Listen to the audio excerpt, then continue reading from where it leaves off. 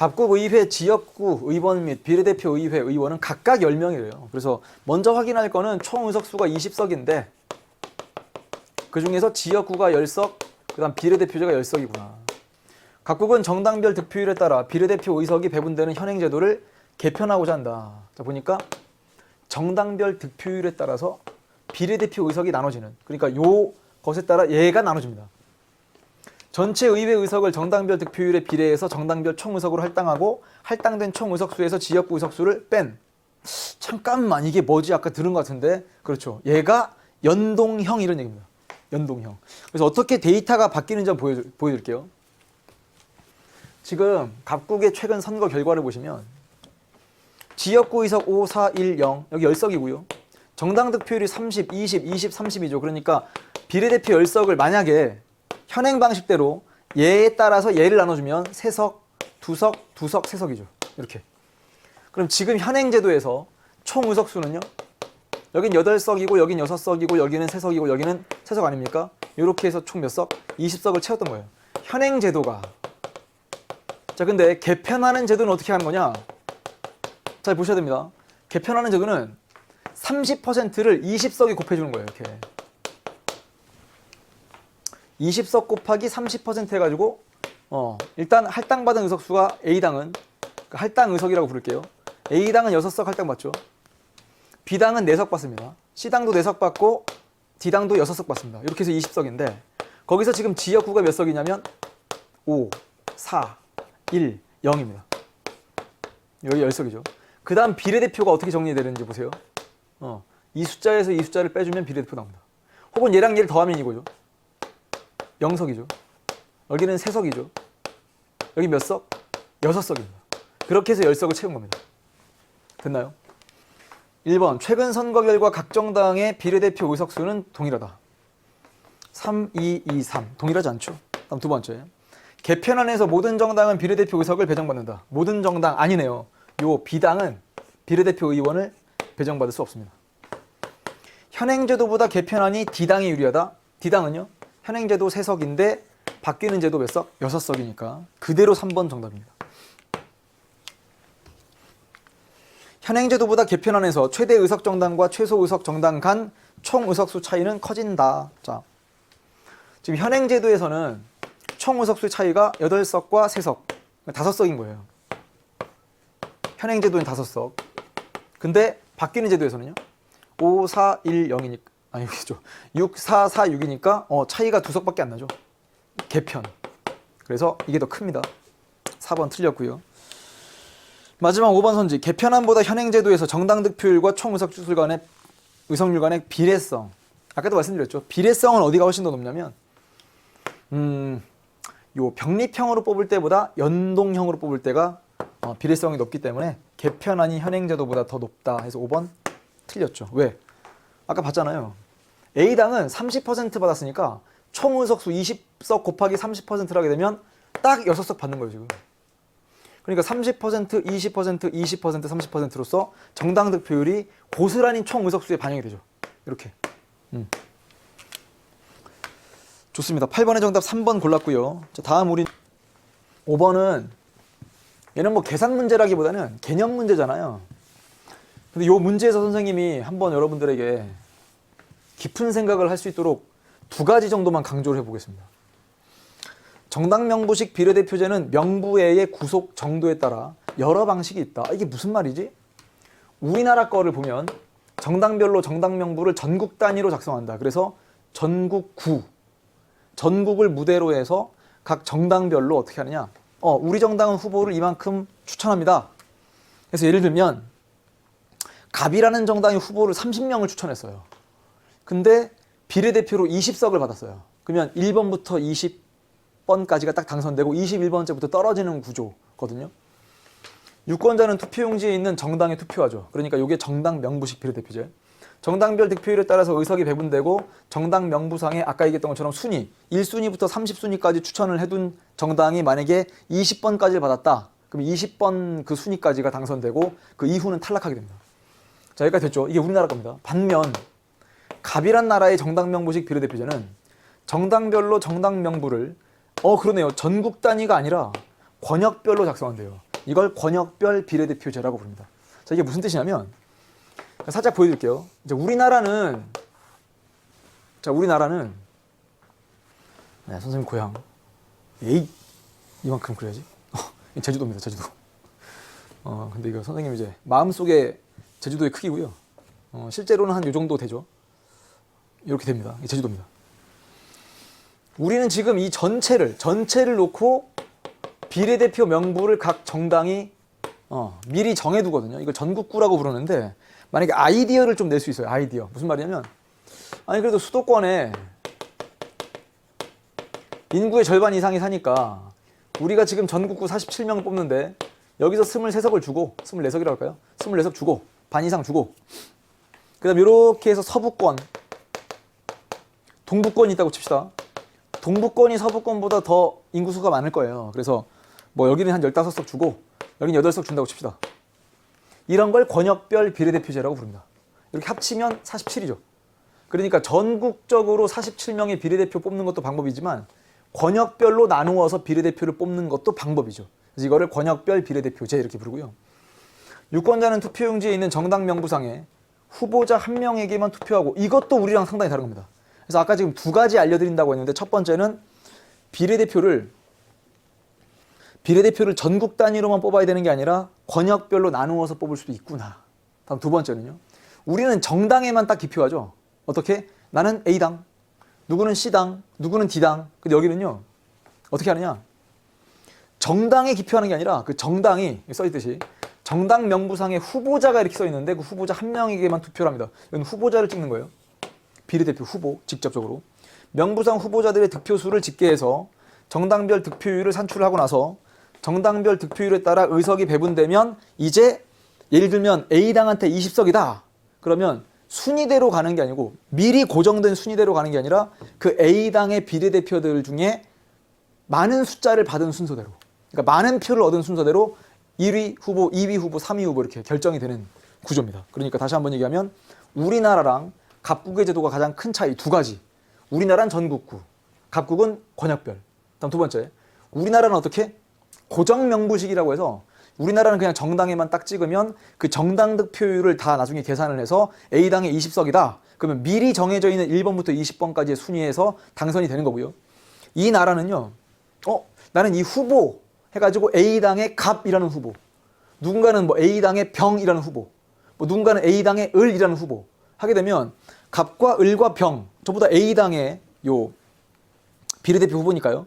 갑을 지지한 표도 A당, 을을 지지한 표도 A당, 병을 지지한 표도 A당으로 가는데 그렇게 해서 A당이 만약에 뭐 20석을 받았다라고 하면 그 갑이 받은 숫자, 을이 받은 숫자, 병이 받은 숫자를 순서대로 세워가지고 1위, 2위, 3위, 4위 해서 20등까지.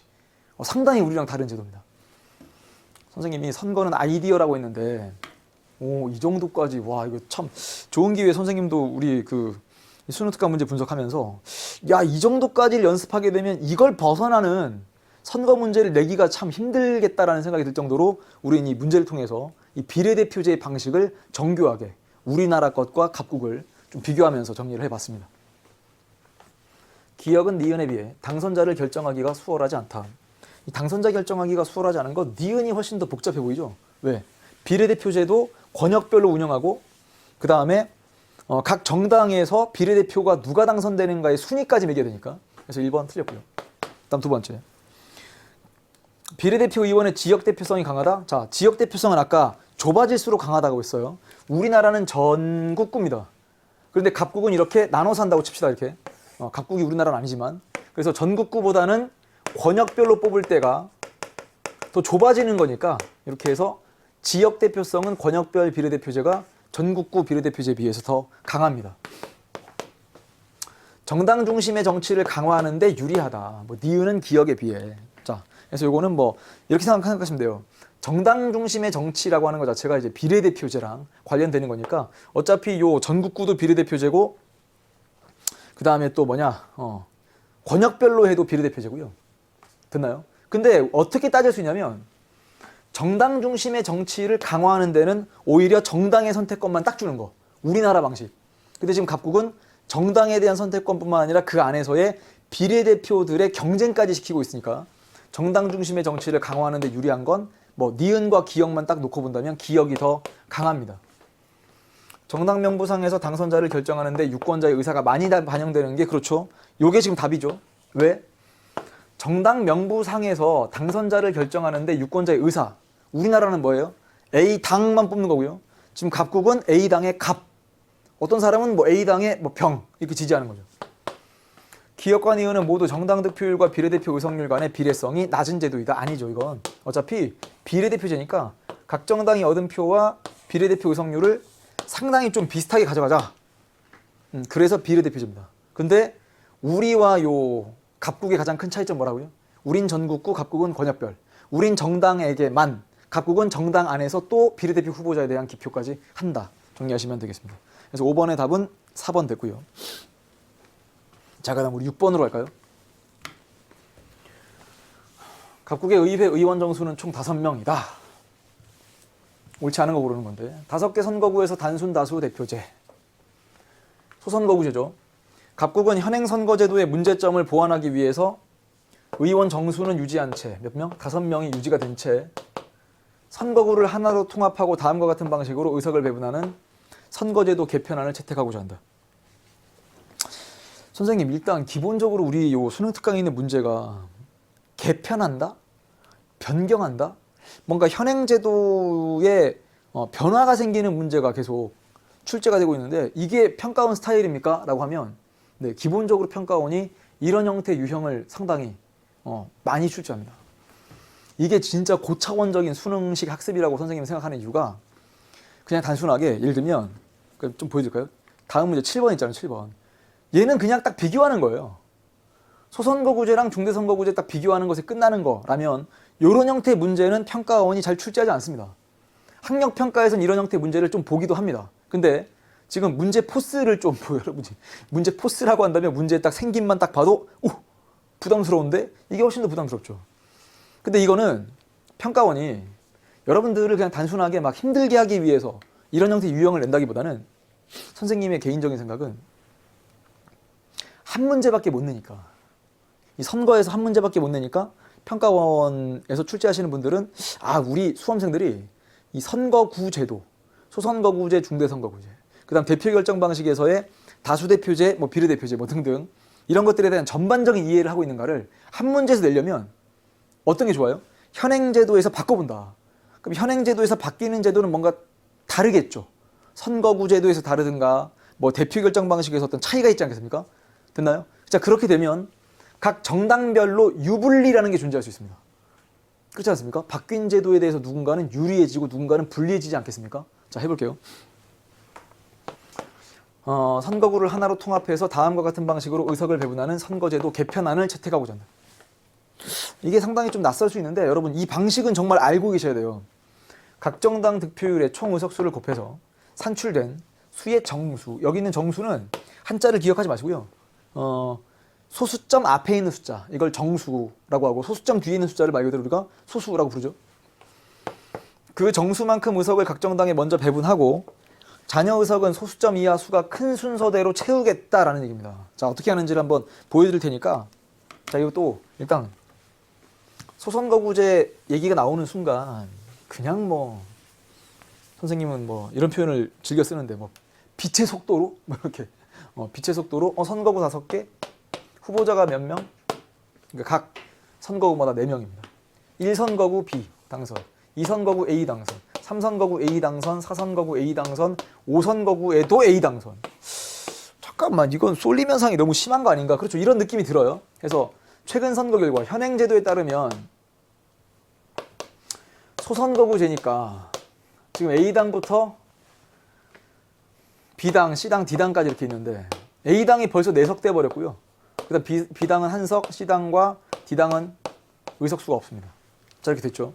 자, 그 다음 이걸 전체를 묶어가지고 계속 5석을 유지를 한 상태에서 A당, B당, C당, D당의 득표율. 여러분 득표율. 이거 언제 다 더해져 있네요. 다행이죠, 지금. 그러니까 뭐 190, 160, 150, 총 500 중에서란 뜻입니다. 자, 그러면 이렇게 할 수 있어요. 5석 곱하기 이렇게 500분의 190표예요. 그래도 이것도 참 약분하기 쉽도록 이렇게 해줬네요. 자, 그럼 어떻게 되느냐? 1.9석이죠. 개편하게 되면 일단은 1.9라는 숫자가 나와야 되고요. 그 다음 B당은요 1.6이 나와야 되죠. C당은 1.0이 나올 거고요. D당은 0.5가 나올 거예요. 자, 그때 소수점 앞자리가 정수죠. 정수. 여긴 0이니까 그러면 한 석 주고 한 석 주고 한 석을 주는데 총 5석을 채워야 된단 말이에요. 그러니까 지금 2석이 비는 거죠. 지금 2석. 그러니까 2석이 비는 거를 소수점을 반올림하는 게 아니라 소수점 자리가 큰 순서대로 하나 채우고 하나 채우니까 이제 한 석 들어가죠. 여기 한 석 들어가죠. 여기는 안 들어가죠. 여긴 계속 0석이에요. 좀 결국 요약하면 2석, 2석, 1석, 0석. 그래서 5석을 만들었습니다.